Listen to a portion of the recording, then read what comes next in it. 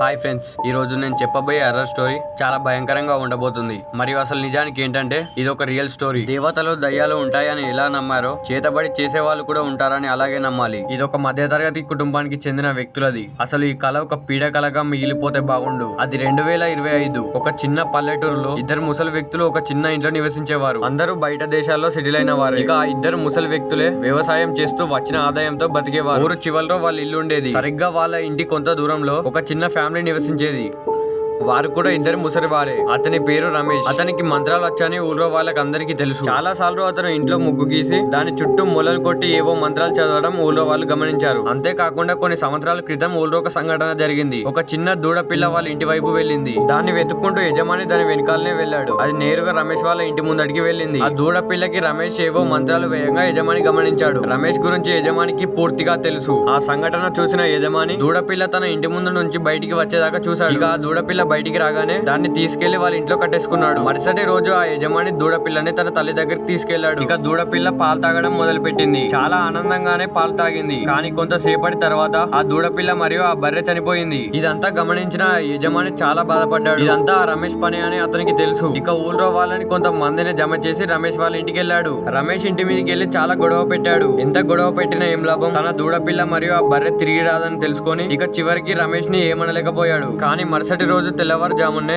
ఆ యజమాని రక్తం కక్కుకొని చనిపోయాడు. ఆ యజమాని పరిస్థితి చూసి ఊరి ప్రజలంతా ఇదంతా రమేష్ పని అనుకున్నారు. ఇక అప్పటి నుండి రమేష్ ఇంటి వైపు కూడా ఎవరు వెళ్లడం లేదు. కొన్ని రోజుల తర్వాత రమేష్ హఠాత్తుగా చనిపోయాడు. అతను చనిపోవడంతో ఇక ఊరికి ఏ సమస్యలు ఉండేయని ఊరు ప్రజలు గమనించారు. రమేష్ చనిపోయిన తర్వాత అతని అంత్యక్రియలు నిర్వహించడానికి కూడా ఎవరు ముందుకు రాలేదు. ఊరు పెద్దలంతా కలిసి అతని శవాన్ని ఊరవతలో ఉన్న రాగి చెట్టు కింద పాతి పెట్టాలనుకున్నారు. ఇక అంతా కలిసి రమేష్ అంత్యక్రియలు నిర్వహించి ఆ రాగి చెట్టు కింద పాతి పెట్టారు. అంతేకాకుండా పూజారులను పిలిపించి ఆ చెట్టుకి బంధనం వేయించారు. కొన్ని రోజుల తర్వాత ఆ చెట్టు ఎండిపోయింది. ఊరి ప్రజలు ఆ చెట్టు వైపు ఎవ్వరు వెళ్లేవారు కాదు. రమేష్ గురించి ప్రజలంతా కథలుగా చెప్పుకునేవారు. అతను చనిపోయాడని ఇక మంచి రోజులు వచ్చాయని అందరూ సంతోషపడ్డారు. కొన్ని రోజుల తర్వాత మళ్లీ ఊళ్ళో సమస్యలు మొదలయ్యాయి. ప్రతి అమావాస్యకి ఎవరో ఒక మహిళ పసుపు బియ్యాన్ని కలిపి ఊరి మధ్యలో పెట్టడం గమనించారు. ఆ మహిళ ప్రతి అమావాస్యకు అలాగే చేసేది. కానీ ఆ మహిళ ఎవరో ఎవరికి తెలీదు. ఆమె పసుపు బియ్యం పెట్టిన ప్రతిసారి ఊరిలో ఎవరో ఒకరు చనిపోయేవారు. ఇక ఊరికి చాలా భయం సోకింది. అర్ధరాత్రి వేళ ఎవరు బయటికి వచ్చేవారు కాదు. సరిగ్గా ఒక రోజు ఊరి ప్రజలంతా ధైర్యం చేసుకుని ఆ మహిళ ఎవరో కనిపెట్టాలనుకున్నారు. అమావాస్య రోజు ఊరి ప్రజలంతా కలిసి ఒక చెట్టు చాటు నుండి గమనించారు. ప్రతి అమావాస్యలాగే మళ్ళీ ఆ మహిళ పసుపు బియ్యం తీసుకొని వచ్చింది. ఇక ఊరి ప్రజలంతా కలిసి ఆమె ముందుకు వెళ్లారు. చూసేసరికి ఆమె రమేష్ భార్య. ఆ ప్రజలందరినీ చూసి ఆమె వెంటనే పరిగెత్తింది. రమేష్ చనిపోయే ముందు అతని భార్యకి కూడా మంత్రాలు నేర్పించాడు. ఇక తర్వాత నుండి ఊరి ప్రజలంతా ఆ మహిళని చూడగానే భయపడ్డారు. ఇప్పుడు ఆ మహిళ కన్ను ఊరి చివర ఉన్న ఇద్దరు ముసలి వ్యక్తుల మీద పడింది. ఆ ఇద్దరు ముసలి వ్యక్తులు తమ పని తాము చేసుకుని బ్రతికేవారు. ఆ ముసలి వ్యక్తి పేరు శ్రీనివాస్, ఆ ముసలావిడ పేరు లక్ష్మి.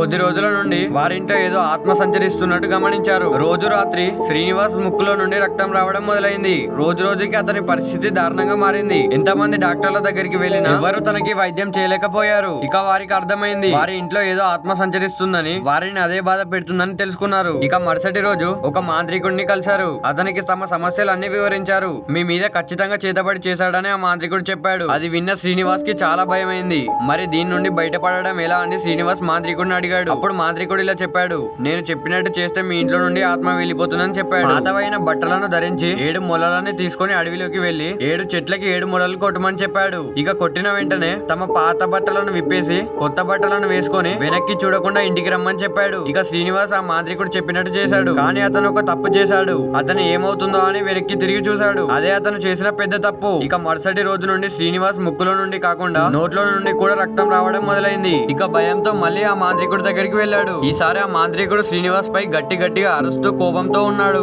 అసలు ఆ మాంత్రికుడు అలా ఎందుకు చేస్తున్నాడో శ్రీనివాస్ కి అర్థం కాలేదు. కొంతసేపు మౌనంగానే ఉండిపోయాడు. తర్వాత ఆ మాంత్రికుడు వెనక్కి ఎందుకు తిరిగి చూశారని శ్రీనివాస్ పై కోపపడ్డాడు. శ్రీనివాస్ క్షమించమని వేడుకున్నాడు. ఇక ఆ మాంత్రికుడు నేను చెప్పినట్టు చేయని మళ్ళీ అన్నాడు. కానీ 7 కాదు 14 మొలలు తీసుకొని రా అన్నాడు. 3 రోజుల తర్వాత వచ్చి నన్ను కలవమని చెప్పాడు. ఇక శ్రీనివాస్ మాంత్రికుడు చెప్పినట్టుగానే చేశాడు. కానీ ఆ 3 రోజుల మధ్యలోనే ఒక విషాదం జరిగింది. అదేంటంటే ఒక రోజు అర్ధరాత్రి రమేష్ వాళ్ళ భార్య శ్రీనివాస్ ఇంటి ముందడికి వచ్చి పిలిచింది. అది అర్ధరాత్రి అమావాస్య వేళ. టైం ఎగ్జాక్ట్లీ 12 అవుతుంది. ఇంత రాత్రి వేళ రమేష్ భార్య అసలు ఇక్కడ ఏం చేస్తుందో ఎవరికి అర్థం కాలేదు. ఇక భయంతో బిక్కుమంటూ శ్రీనివాస్ ఇంట్లోనే ఉండిపోయాడు. ఎంత పిలిచినా కానీ డోర్ మాత్రం అసలు తెరవలేదు. ఇక కాసేపటి తర్వాత టైం కరెక్ట్ 12:30 అవుతుంది.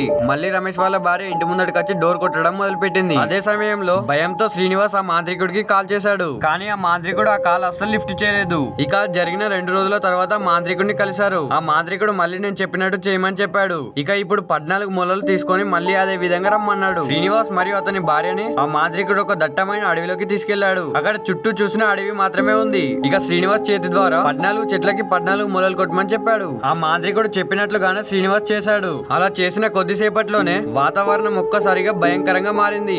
ఆ మాంత్రికుడు శ్రీనివాస్ కి ధైర్యం చెప్పి ఆ 14 చెట్లని మంత్రం ద్వారా బంధించాడు. ఇక మరుసటి రోజు నుండి శ్రీనివాస్ ఇంట్లో ఏ గొడవ లేదు, ప్రశాంతంగా హాయిగా బతికారు. కానీ శ్రీనివాస్ ఇంట్లో ఉన్న ఆత్మని బంధించడం వల్ల మాంత్రికుడికి తన శక్తి కోల్పోవాల్సి వచ్చింది. ఇక ఇప్పటికైతే శ్రీనివాస్ చాలా ఆనందంగానే ఉన్నాడు. తన ఇంట్లో ఉన్న సమస్య తీరిపోవడం వల్ల భార్యాభర్తలు సంతోషంగా జీవితాన్ని గడిపారు. ఒక రోజు శ్రీనివాస్ భార్య శ్రీనివాస్ తో ఇలా అన్నది, చనిపోయిన మాంత్రికుడు గుర్తున్నాడు కదా, ఆ రోజు ఆ మాంత్రికుడు చెప్పినట్టు చేసిన రోజు నా సెల్ ఫోన్ లో నిన్ను ఆ మాంత్రికుడిని ఫోటో తీశాను అని శ్రీనివాస్ కి చూపెట్టింది. ఆ ఫోటో చూసి శ్రీనివాస్ చాలా ఆనందించాడు. ఒకప్పుడు శ్రీనివాస్ కి ఆ మాంత్రికుడు చేసిన సహాయాన్ని గుర్తు తెచ్చుకున్నాడు. మరుసటి రోజు శ్రీనివాస్ ఇంటికి ఒక అతిథి వచ్చాడు. అతను శ్రీనివాస్ ఇంట్లో కబోర్డ్ లో పెట్టిన మాంత్రికుడిని ఫోటో చూశాడు. వచ్చిన అతిథి ఒక్కసారిగా షాక్ అయ్యాడు. ఈ మాంత్రికుడు మా ఊరి వెనకాలే ఉండేవాడు. ఇతను చనిపోయి దాదాపు 25 సంవత్సరాలు అవుతుందని చెప్పాడు. అది విన్న శ్రీనివాస్ కి ఒక భయంకరమైన షాక్. మరి శ్రీనివాస్ కి సహాయం చేసిన మాంత్రికుడు ఎవరు?